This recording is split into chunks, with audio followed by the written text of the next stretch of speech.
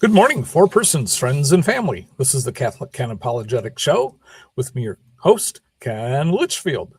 We have a great show planned for you today where I will be discussing common questions about the Catholic faith. If you have a question, please leave it in the chat on Facebook or YouTube. If you would like a copy of today's show notes, send me an email at catholicken@the4persons.com. That's Catholic with a K at the4persons.com. I'm also available to come speak at your parish on this or many other topics. You can contact me at kenlitchfield61@gmail.com or look me up on Facebook. If you're watching this on YouTube, please like and subscribe to this channel. Please share this video with others to help them learn more about the Catholic faith. A comment also helps YouTube to promote this to other people. So let's get started. This first question comes from Pakistan, and why are women required to wear head coverings in 1 Corinthians chapter 11, and now they are not? So at the time of Jesus, the cultural custom was that women should cover their heads when going outside to avoid dust and the hot sun. Inside, they would uncover to show their beautiful hair. Covering your hair is a sign of humility. After Vatican II, women were no longer required to wear head coverings, but many are taking up that practice again. Hair is not sinful, but pride is. In Acts chapter 15, we find that the church has the authority to bind and loose disciplines on the members of the church. So if you want to be a member, you also have to submit to the authority of the church that Jesus left behind to carry on his mission. In Matthew chapter 16, Jesus gives his apostles the authority to bind and loose. And since they were all Jews at that time, they understood what that meant. The Jewish priests had the authority to give binding rules to all the Jews at that time. They were called halakhic teachings, and halakha means the way you walk. So the temple priests already had the authority to give guidance to the church. And these would be decided in the synagogue and things like that, so that they could let people know what they are supposed to do. And that practice continues today.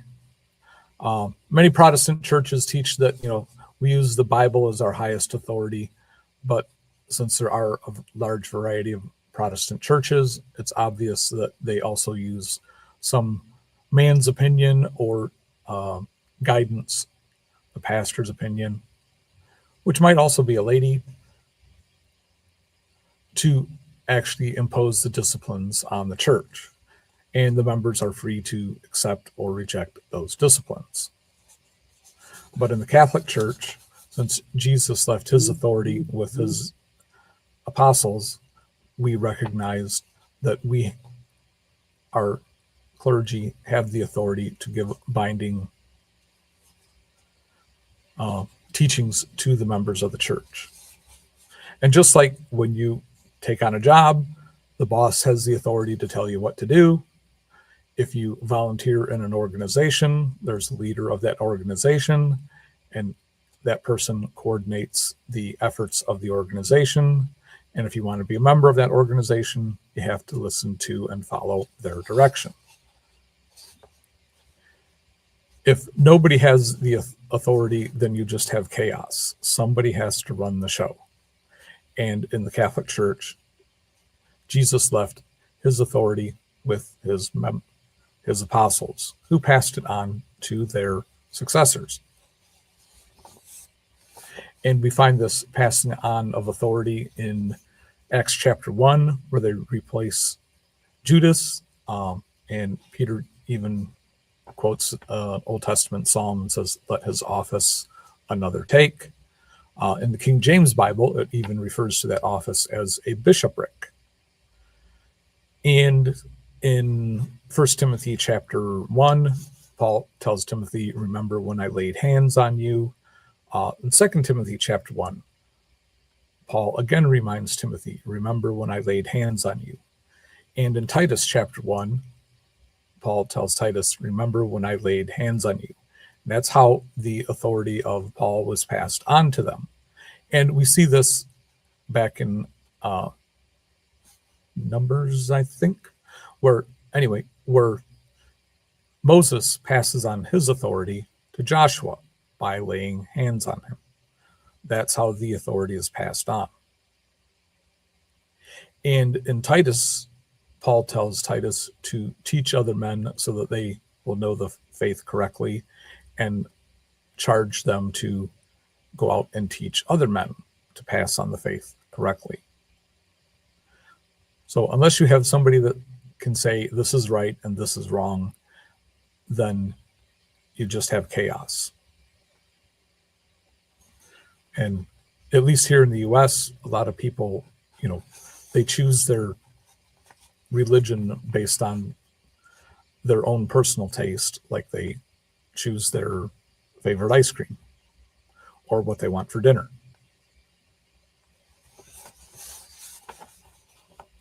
So the next one is, why did God tell Abram to leave the land of Ur? And God tested Abram by telling him to leave without telling him where he was going. Hopefully, God told him what direction to start in, at least. And since Ur is west of, let's see, I think it's south of the land of Israel now, at least you would think that God told him to head south. Although at that time they didn't have compasses, and you couldn't follow a compass that pointed to an S. But anyway, they started going in the right direction, and Abraham believed God, and it was counted to him as righteousness, but he also had to leave the land of Ur. So just believing God is not sufficient. You also have to do what God calls us to do.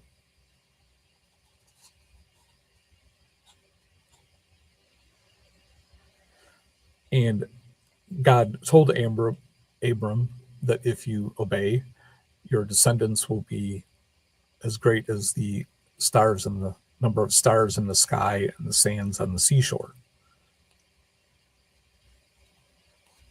But again, that required that first step into obeying what God called Abram to do. And if you read the story of Abram, that goes from Genesis chapter 15 to Genesis chapter 23, there's a lot of different things that Abram had to do to be in covenant with God. So a mere assent to believing in God is not sufficient according to the Bible. You have to do what God calls us to do in order to be a follower of the one true God.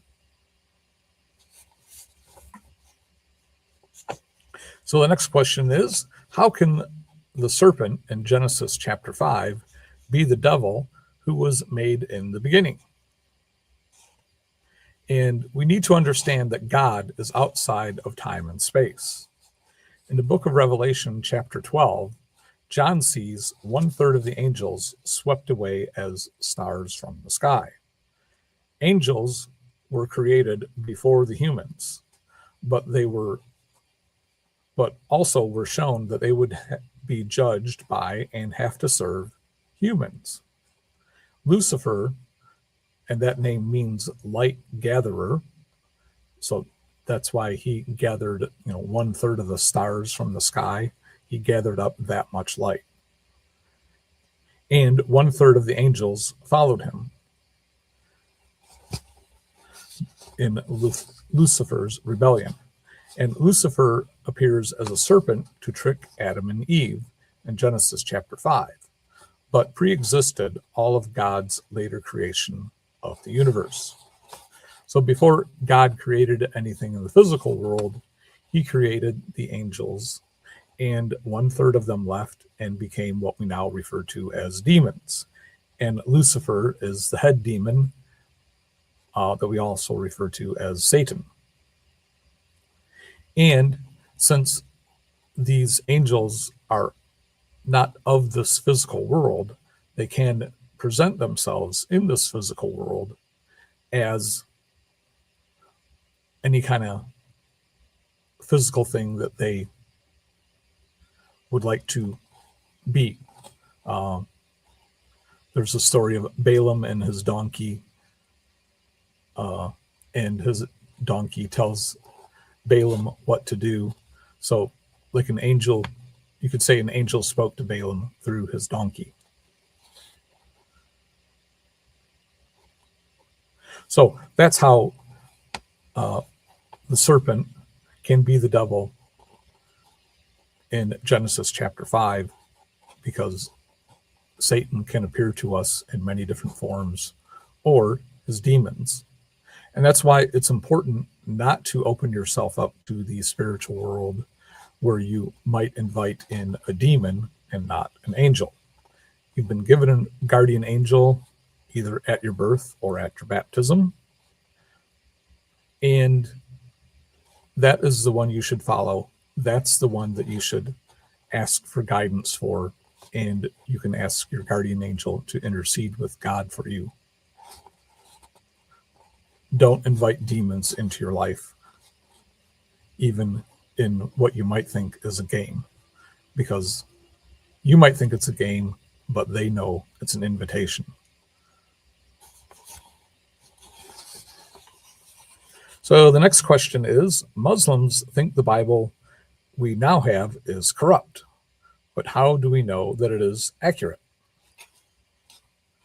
And the first thing we need to understand is that the Muhammad, who was illiterate, learned about Christianity in his uncle's trade business.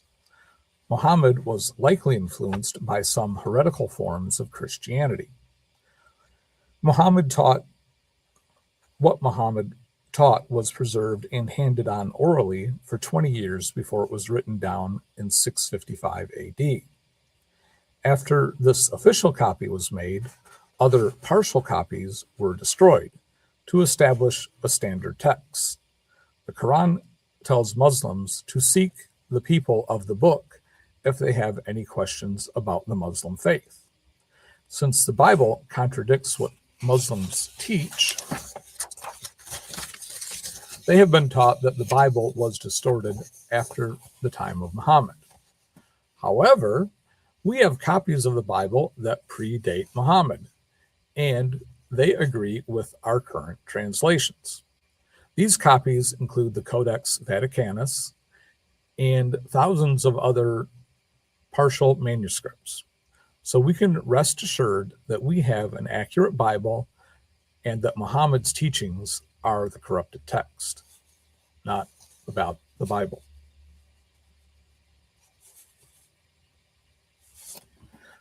It's easy to make claims, but when you look into the history, you understand what the real truth is. And if you just dig into it a little bit deeper, you find out that the Bible is more accurate than the Quran.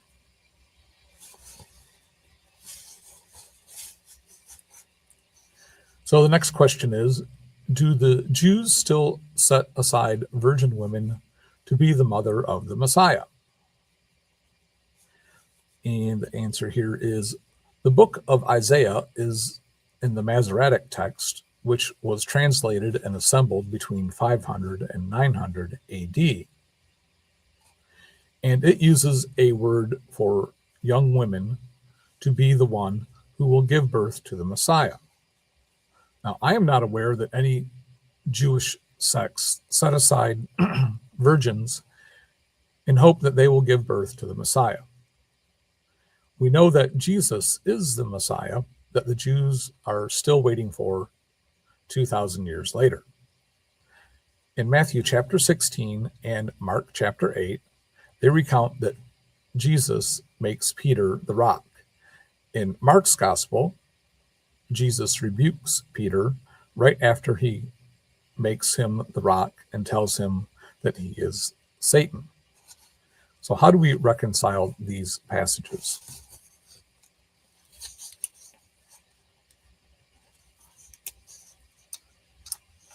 Mark and Matthew's Gospels were written at least 10 years after the ascension of Jesus, and they contain historical data but are not written like a history book. Mark wrote for Peter, and Peter is very humble in admitting his failure right after his appointment as the rock. Jesus' rebuke of Peter shows how Satan can influence us, but God has the power to overcome Satan. Matthew wrote for the Jewish Christians who needed to understand the authoritative structure of their new religion because they were already familiar with the authoritative structure of Judaism. In Matthew chapter 16 and 17, Jesus tells Peter, "Blessed are you, Simon, son of Jonah." This is clearly a blessing. In verse 19, Jesus gives Peter the keys to the kingdom of heaven and the authority to bind and loose. This is another gift from Jesus. It is therefore logical to recognize that verse 18, which is between verse 17 and 19, is also a blessing when Simon has his name changed to Peter, which means rock. This blessing shows that Peter is the rock that Jesus will build his church on, not just Peter's confession of faith. Verses 17, 18, and 19 all apply to Peter. Jesus does not apply 17 to Peter, 18 to himself or faith in himself, and 19 to Peter again. Now, Protestants like to argue that the Greek word Petra, for little rock, is used for Peter, and the Greek word for big rock, Petros, refers to Peter's faith in Jesus. So that means that Jesus wasn't talking about Peter personally. The Bible was written in Greek, but Jesus spoke Aramaic.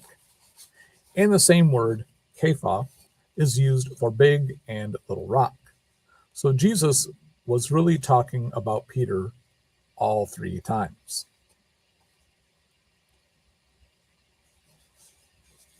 We know the Catholic interpretation is correct because the church in Corinth wrote to the church in Rome as early as 70 AD when they had a dispute there. The Corinthians knew where the leader of the church was, there in Rome. The successor to Peter in Rome at that time was Clement, and he wrote a letter back to the church in Corinth and sent a delegation to sort out their problem. Ignatius confirms that the church is centered in Rome in 107 AD, where he writes that the church in Rome presides over Christianity. And in 115 AD, Polycarp goes to the Bishop of Rome when there is a question about which day to celebrate Easter. Polycarp learned the faith from the Apostle John. The Apostle John taught him to celebrate Easter on the 15th of Nisan, according to the Jewish calendar. However, the rest of Christianity was celebrating it on the first Sunday after the first full moon after the spring equinox. And that's why Easter, the date for Easter, moves around today. It's not like Jesus died on different days at different times, but we celebrate the resurrection of Jesus based on the lunar calendar that the Jews follow. But the point here is that Polycarp knew which of the other Christian bishops to go to settle this dispute. He didn't go to the bishop of Antioch. He didn't go to the bishop of Jerusalem. He went to the bishop of Rome. And the bishop of Rome tells Polycarp that you need to celebrate Easter with the rest of us. And Polycarp says that, well, I'm going to follow John and not what you teach. Now, the date that we celebrate Easter was settled at the Council of Nicaea in 325 AD, and it turns out that the Bishop of Rome was right, and the rest of Christianity was right, and Polycarp was wrong, even though he was following what the Apostle John taught him. Again, it comes down to authority, and the highest authority of the church was there in Rome, and also established by a council. And now the church in Smyrna, which is what we now know as Turkey, Christians there celebrate Easter with the rest of us. And in 180 AD, Irenaeus writes about how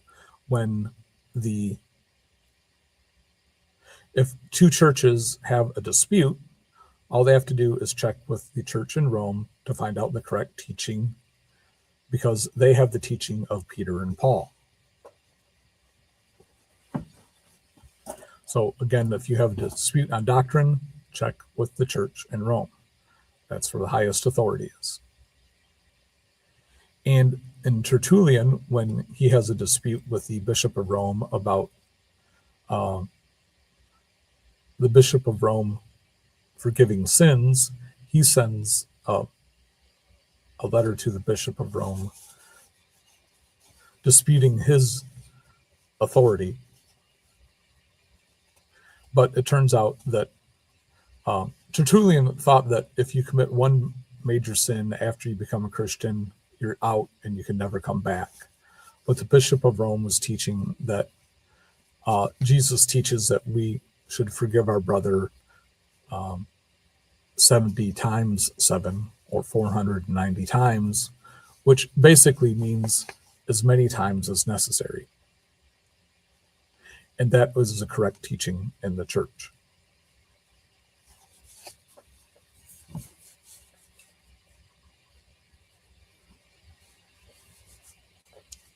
So the next question is, in Pakistan, they use the same word for saint and prophet in the Eucharistic prayer. Someone wondered why Joseph is called a prophet. So this comes down to translation difficulties, and we have the New Testament, we have the whole Bible in multiple different languages, and the original Greek words do not always transfer well one-to-one with a local language. And so translators have to do their best to find an equivalent word in that local language. And even if you're translating from the Latin Vulgate into a local language, again, there might not be a word that transfers one-to-one. A great example of this is the word brother. And many people think of the word brother as, someone who shares the same mother and father as you. But in English, yes, we have that understanding of the word brother, somebody who has the same parents as you do. However, we have fraternal groups, which are like a family, even though we are not related biologically. We refer to each other as brothers and sisters because we try to operate as a family. And even in union organizations, they refer to each other as brother and sister, even though they do not share the same biological parents. So this idea that the word brother only means that you are of the same mother and father is not correct understanding. The word brother in English can mean many different things. And we also need to understand that in Aramaic, they didn't have a word for cousin. When you referred to a cousin, you had to say, like, the son of my uncle, or the son of my father's brother. Or they would just use the word brother because they all operated like a large family, even though they did not have the same, mother and father biologically. Perhaps they all had the same great, great, great, great, great grandfather and grandmother. And so in that way, they considered themselves brothers and sisters. And this word saint and prophet can also cause translation problems too. Prophets generally refer to the men in the Old Testament that spoke on the behalf of God. And the way that the Jews determined if the prophet was a true spokesman for God is, do their predictions actually come true? And the Old Testament records, many teachings from the prophets that did come true. And it also records for us the fact that many of the prophets were stoned to death or exiled because the people didn't want to listen to them. Again, people have free will and sometimes choose to not follow what God calls us to do. And when somebody tries to correct us that says they are speaking for God, they don't want to listen to them. And that's why we need to keep in mind that God sends us good guidance, and he can send us good guidance through men in the church. And if we sign up to be a Catholic, we sign up to obey what the church teaches and to receive guidance from our clergy, from our local priest to our local bishop to the Pope and the cardinals that work with the Pope. So moving on to the next question, in Revelation chapter 22 and Corinthians chapter 6 and Galatians chapter 5, it says that drunkards can't enter heaven. So why do Catholic priests and other Catholics drink wine and other alcoholic drinks? So alcohol by itself is not bad, just like any food is not bad. But too much food is bad because that's gluttony, which is a sin that can keep you out of heaven. And too much alcohol is also bad for us, which can make us drunk. So we don't have to be afraid to use food and alcohol, but we do need to use them wisely. Getting drunk is a sin because it hurts us when we are members of the body of Christ through baptism. We don't want to hurt the body, and we can also more easily engage in other sinful activity if we are drunk. So we should avoid too much alcohol, but alcohol alone is okay. In 2 Timothy chapter 5, Paul tells Timothy to use a little wine in water for the sake of his stomach.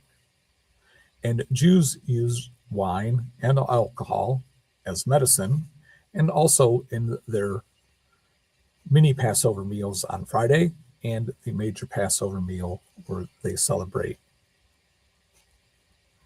the Passover, which was when the Jews, right before the Jews left Egypt, when the angel of the Lord came and destroyed the firstborn, except for the Jews that had marked their doorposts with the blood of the Lamb.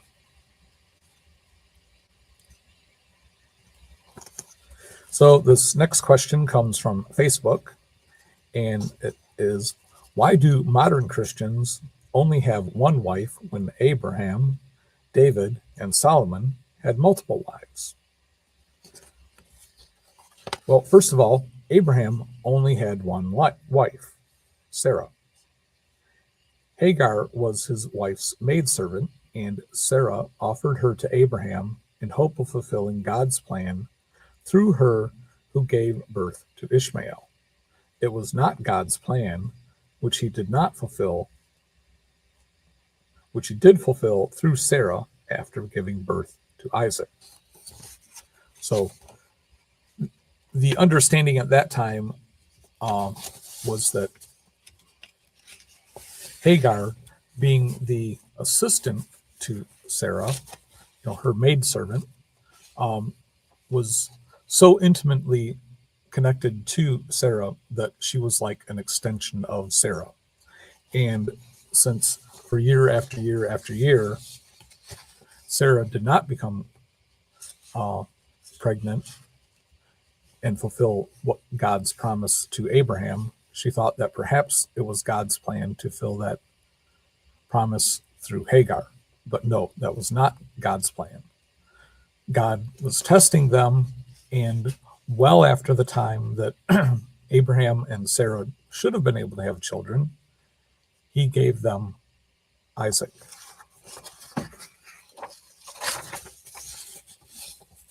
Now, Moses tells the Israelites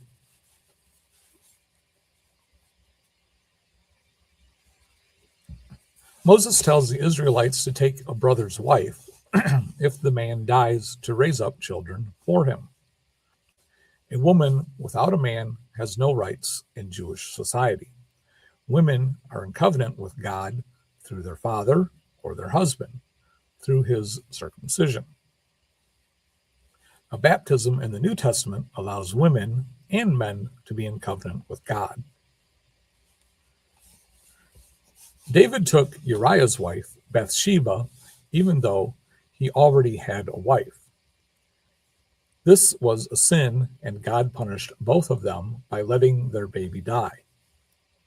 Solomon carried on the tradition of multiple wives to the extreme and had 700 wives and 300 concubines. This is perhaps an exaggeration, but still too many wives. From this, we get the idea of the Queen Mother, though, who in Solomon's case was Bathsheba, because a king with so many wives has only one mother. And the Queen Mother intercedes for the children of the king and even the brothers and sisters of the king. And this is the same relationship that Jesus has with Mary. Jesus is the Messiah that sits on the throne of David, and Mary is his mother. And that's why we recognize Mary as the Queen of Heaven. And we see her in Revelation chapter 12. And at the end of Revelation chapter 11, John is looking into heaven and he sees the Ark of the Covenant. And people think, oh, that's that box that the Jews held the Ten Commandments and the manna and Aaron's staff in. But no, we read on in the first verse of chapter 12 that the ark is not a box, it's a woman. And that is a woman that gives birth to the man-child that rules with a rod of iron, which is Jesus. And the serpent tries to attack her. And the woman is crowned with a crown of 12 stars and has the moon at her feet. So that's how we know Mary is the Queen Mother, the Queen in heaven. She's Jesus' mother, and the tradition was that the successor to David would have his queen as mother. And we see that throughout the Bible, and even the Jewish tribes, the Israelites, 10 tribes that broke away from the two southern tribes, also had the Queen Mother as queen with whoever was king. Now, in the Catholic Church today, we only allow one wife at a time. because Jesus says that this is the way it was from the beginning with Adam and Eve. Now, Paul also tells us that if your spouse dies, you are free to marry, but he also recommends that you remain single like he is, so that you can better serve others in the church.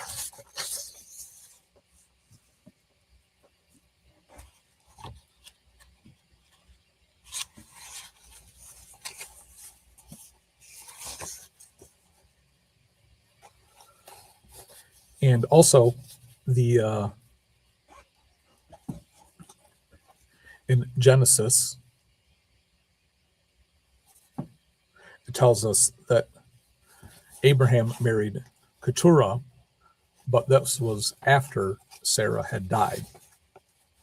So the Old Testament does teach that Abraham had more than one wife, but not all together.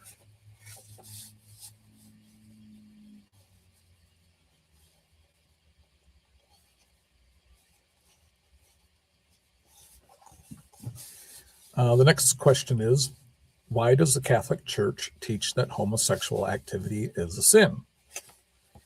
And in Genesis chapter 1, God tells Adam and Eve to be fruitful and to multiply. Two people of the same sex cannot multiply no matter what parts they stick in each other's body. Genesis chapter 9 tells us about the sinful people of Sodom, where the men want to engage in sexual activity with other men of Lot's group. And that kind of sexual activity might be entertaining, but it has no chance of actually being fruitful and creating another human being. God created us male and female with different parts so that we could reproduce and be fruitful and multiply. And that is the ultimate purpose of the sexual act. And the reason that all sexual acts have to be finished with an act that has the potential for reproduction. And now, it doesn't mean that every time you have sex, you're going to have a baby, and it doesn't mean that you can't have sex after menopause, or even if a woman has a hysterectomy and has her uterus removed. It just means that sexual activity has to be finished with an act that has the potential for producing more human beings. Okay, in Genesis chapter 3, the snake is bad by tempting Adam and Eve. In Numbers chapter 21, snake bites the sinful Israelites and they die. And then God tells Moses to make a bronze image of a snake, and they are healed by looking at it. The snake is bad again in Revelation chapter 12. So is the snake good or bad? And the thing is, like, to broadly label a snake as a good or a bad thing is not fair to the snakes. In the natural environment, snakes do have a purpose. They eat other small creatures or plants, and they reproduce also. They're all part of God's plan for our environment. So to say that all snakes are bad or all snakes are good is not being fair to the snakes. And just like humans can do good or bad things, a snake can do good or bad things. And you might think that a snake eating another animal is a bad thing, but for the snake, he thinks that's a good thing because that's how he gets food to eat.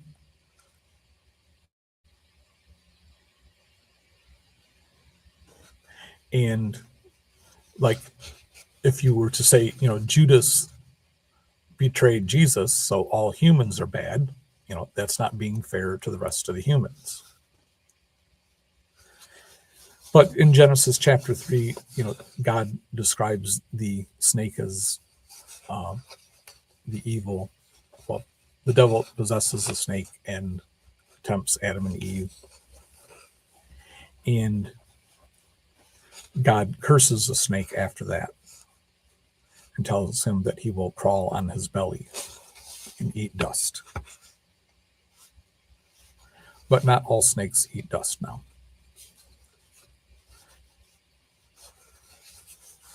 So the next question is, why don't priests marry? Jesus and Paul tell us that celibacy is the better way. Most Catholic clergy are free to put their church family first. They don't have to choose between a church event or their child's event. A local church does not have to provide as much money for a single priest as it does for a minister and his family. Also, a Catholic priest has the freedom to teach the truth about the Catholic faith without worrying about his congregation firing him for teaching something they don't like. Some Catholic clergy are married, but most are Anglican converts. And it is only the Roman rite of the Catholic Church that expects its priests to be celibate. The other 22 rites of the Catholic Church do allow for married priests, but bishops do have to be celibate. And the Orthodox Church also allows priests to marry, but bishops are required to be celibate. God wants Christians to marry and multiply, but clergy are called to a higher state of life.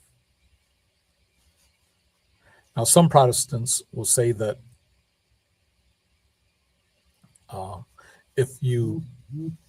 like all bishops or church leaders need to be married and have just one wife, based on Paul's recommendation to Timothy in 1 Timothy chapter 3.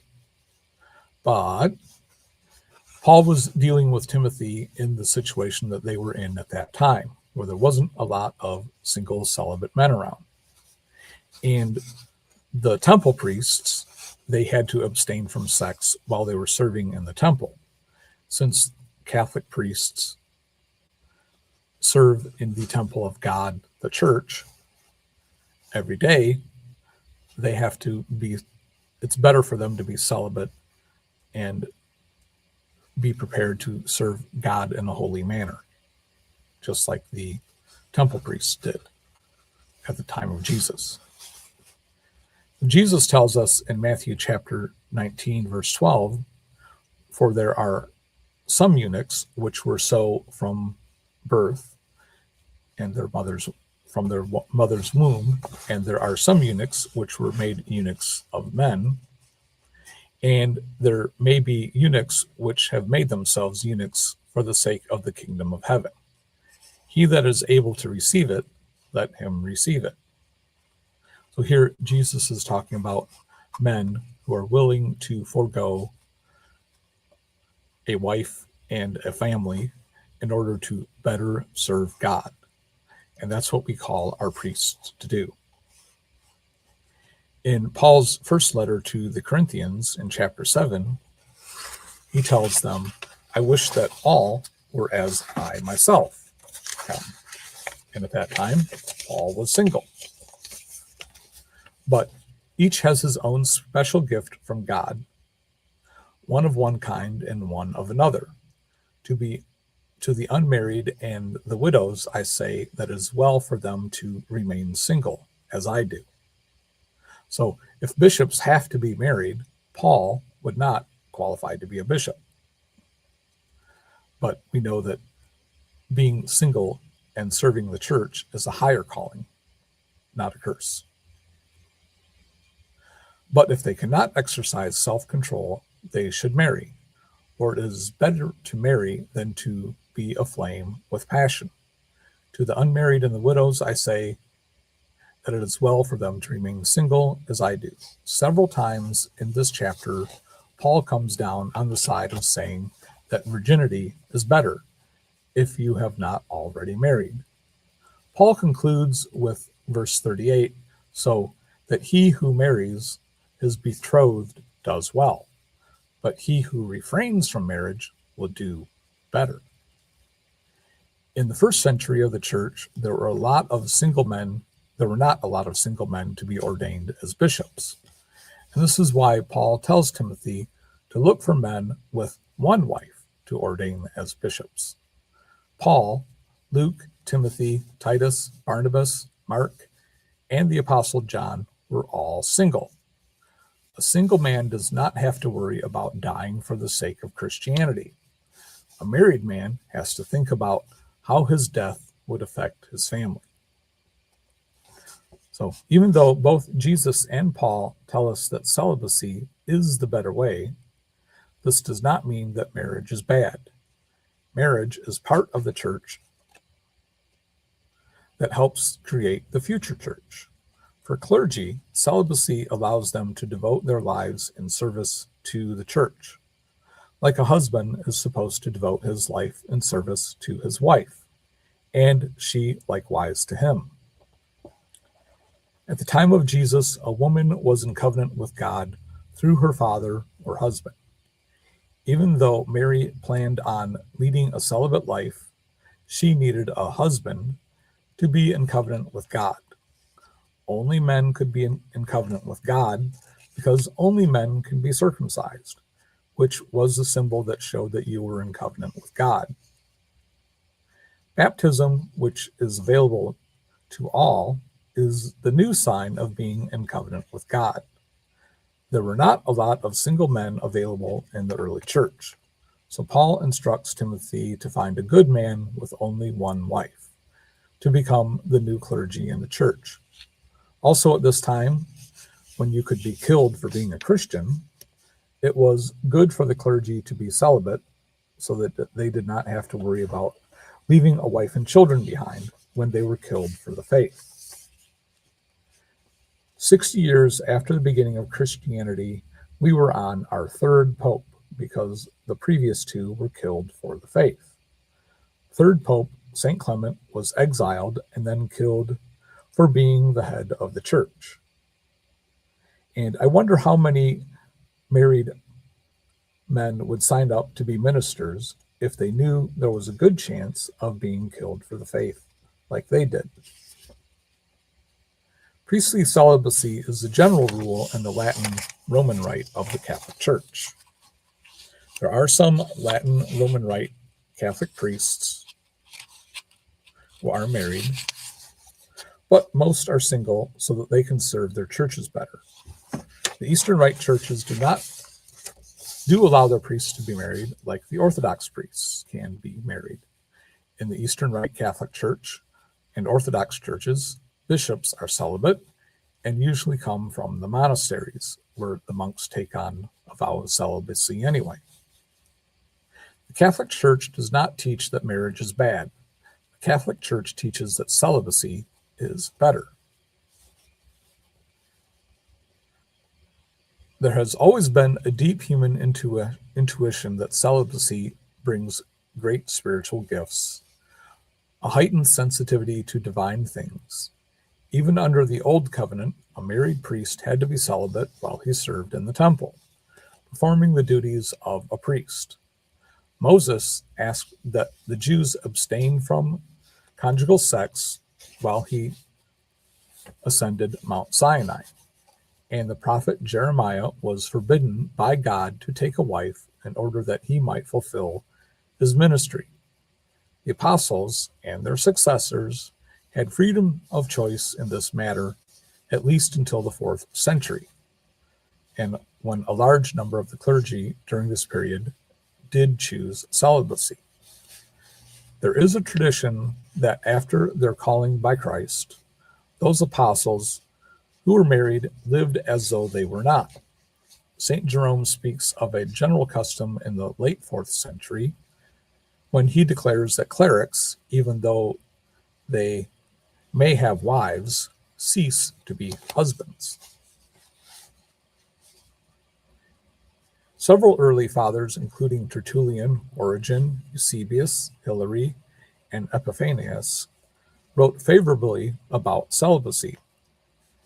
It was the local council of Alvira in Spain, which was held between 295 and 302 AD, where celibacy was first imposed on bishops, priests, and deacons. The practice was held as the ideal for clergy, but was implemented in a piecemeal fashion in various locations until it was decreed church-wide for all clergy in the First Lateran Council in 1123 AD. Reforming popes like Pope Leo IX and Gregory VII insisted that henceforth the priesthood should be celibate.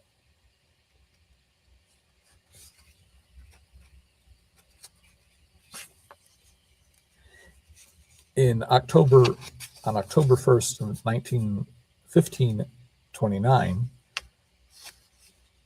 we have the Colloquy of Marburg, which attempted to unify the followers of Martin Luther and Ulrich Zwingli. And it would close in failure on October 4th. While the reformers agreed on 14 of the 15 articles, they remained divided over the Lutheran doctrine of the Eucharist, which was consubstantiation. Martin Luther believed that Jesus is present with and around the elements of the Eucharist. Therefore, Switzerland remained Reformed and Germany remained Lutheran, and dreams of a united European front against the Roman Catholic Church died since this issue. In Luther's later years, the Protestants have been splitting ever since. And so the point of that is that for there to be unity in the church, there has to be somebody that says, this is the way we're going to do it, and this is not the way we're going to do it. And that authority has to be imposed on everybody else who wants to be a member of that church. In our modern times, so many people want to do their own thing and follow their own decisions. So therefore, they don't want to listen to the disciplines imposed by their local church. And if a Protestant doesn't like what their local church teaches or how they do things, well, they just go find another church that they do agree with.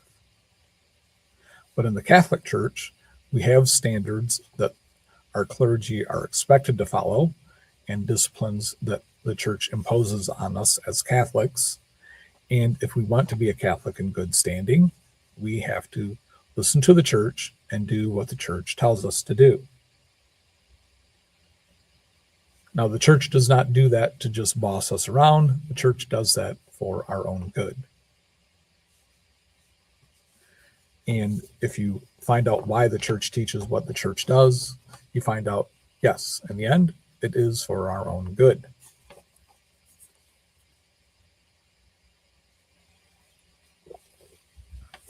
So, thanks for tuning in today. If you found this show useful, please consider making a tax-deductible donation to the Four Persons Incorporated using the donation tab on our homepage. If you would like a copy of today's show notes or have a follow-up question, send me an email at catholicken@thefourpersons.com or look me up on Facebook. If you're watching this on YouTube or Facebook, please like and share this video. Also, make sure you are subscribed on YouTube for more great content coming soon. If you'd like to have me come speak at your parish on this or many other topics, you can send me an email at kenlichfield61@gmail.com or look me up on Facebook. May God bless and guide your efforts to bring the truth of the Catholic faith to the world. Bye now.